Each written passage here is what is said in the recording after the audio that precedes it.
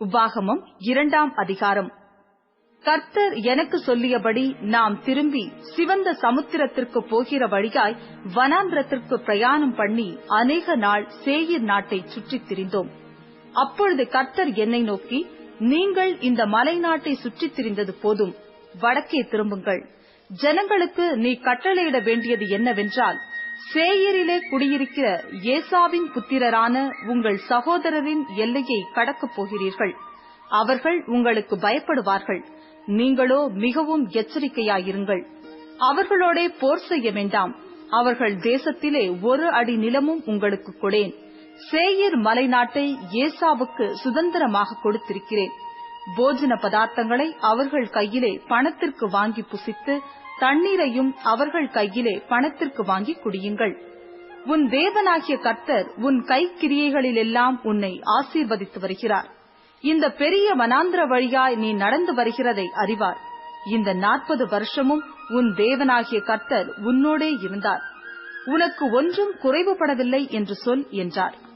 அப்படியே நாம் சேயீரிலே குடியிருக்கிற நம்முடைய சகோதரராகிய ஏசாவின் புத்திரரை விட்டு புறப்பட்டு அந்தரவெளி வழியாய் ஏலாத் மேலும் எசியோன் கேபேர் மேலும் போய் திரும்பிக் கொண்டு மோவாப் வனாந்திர வழியாய் வந்தோம். அப்பொழுது கர்த்தர் என்னை நோக்கி, நீ மோவாபை வருத்தப்படுத்தாமலும் அவர்களோடே போர் செய்யாமலும் இரு. அவர்கள் தேசத்தில் உனக்கு ஒன்றும் சுதந்திரமாக கொடேன்.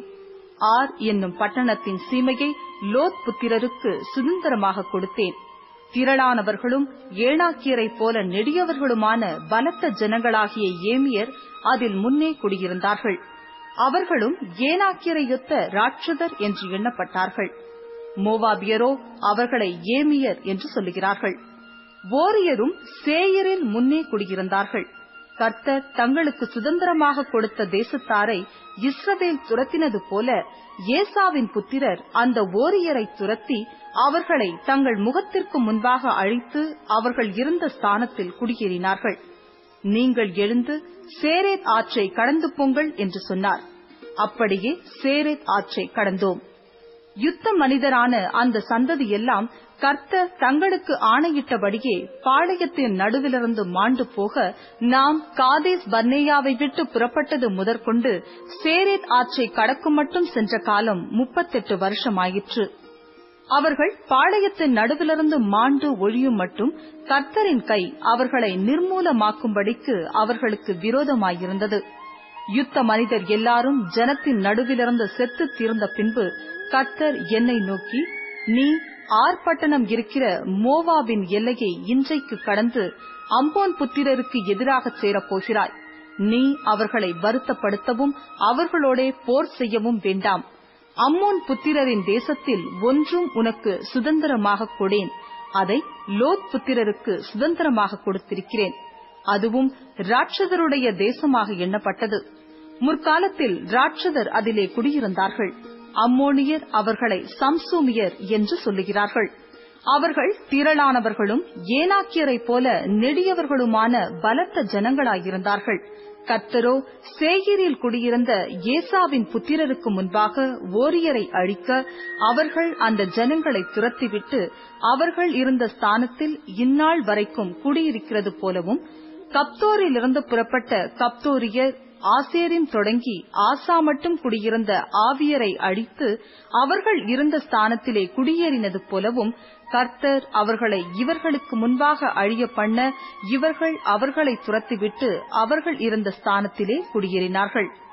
நீங்கள் எழுந்து பிரயாணம் பண்ணி அர்னோன் ஆற்றை கடந்து போங்கள். எஸ்போனின் ராஜாவாகிய சீகோன் என்னும் எமோரியனையும் அவன் தேசத்தையும் உன் கையிலே ஒப்புக் கொடுத்தேன். இது முதல் அதை சுதந்தரித்துக் கொள்ளும்படி அவனோடே யுத்தம் செய். வானத்தின் கீழ் எங்குமுள்ள ஜனங்கள் உன்னாலே திகிலும் பயமும் அடையும்படி செய்ய இன்று நான் தொடங்குவேன்.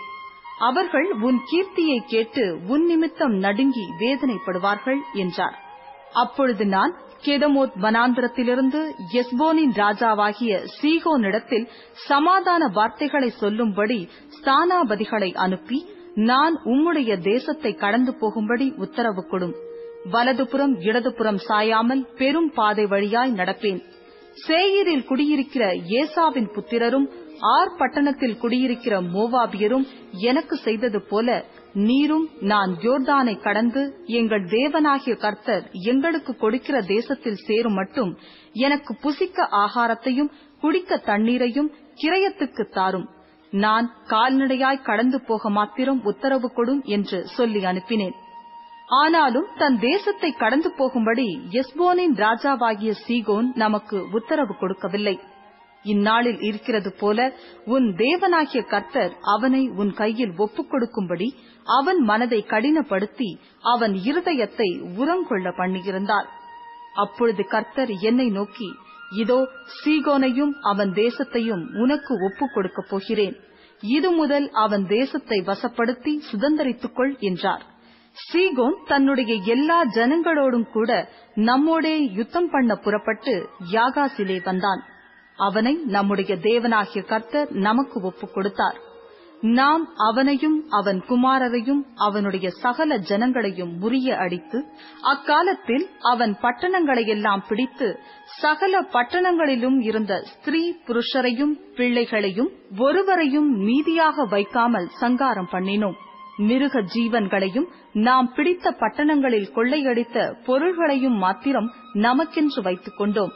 அர்னோன் ஆற்றங்கரையில் இருக்கிற ஆரோவேரும் ஆற்றண்டையில் இருக்கிற பட்டணமும் தொடங்கி கீலேயாத் வரைக்கும் நமக்கு எதிர்த்து நிற்கத்தக்க அரணிப்பான பட்டணம் இருந்ததில்லை. எல்லாவற்றையும் நம்முடைய தேவனாகிய கர்த்தர் நமக்கு ஒப்புக் கொடுத்தார். அம்மோன் புத்திரருடைய தேசத்தையும் யாபோக் ஆற்றங்கரையிலுள்ள இடங்களையும் மலைகளிலுள்ள பட்டணங்களையும் நம்முடைய தேவனாகிய கர்த்தர் நமக்கு விலக்கின மற்ற இடங்களையும் சேராமல் விலகிப் போனாய்.